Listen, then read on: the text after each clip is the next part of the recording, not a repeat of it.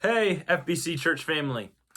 You may have seen our devotional that we put up on Monday. Pastor Jim led us through the first Psalm, and I would like to just lead us through a few verses this morning.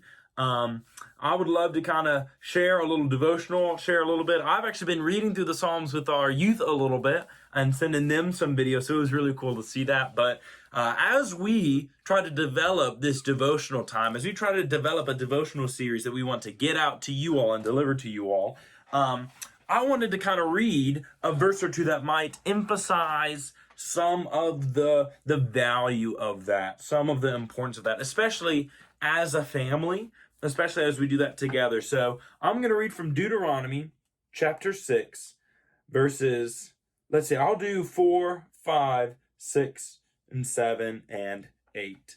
Maybe I'll go to 9. We'll just read a nice little chunk there. So Deuteronomy 6, and we're going to start in verse 4.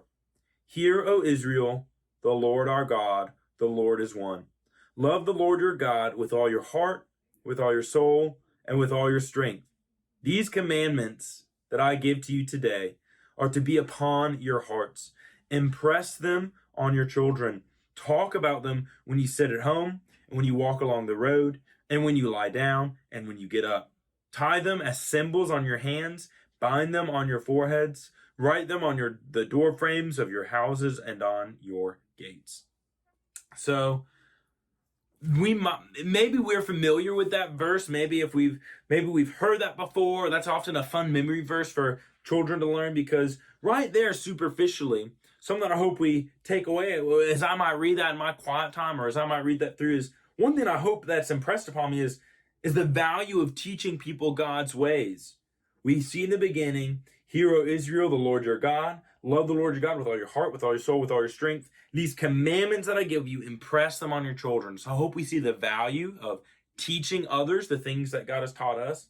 But one thing that's kind of there under it is, if you look in verse 7, impress them on your children, talk about them when you sit at home and when you walk along the road. So it's when you're home and when you're not at home, when you sit and when you rise, when you lie down and when you get up. So that idea of, this is something you should be doing all the time.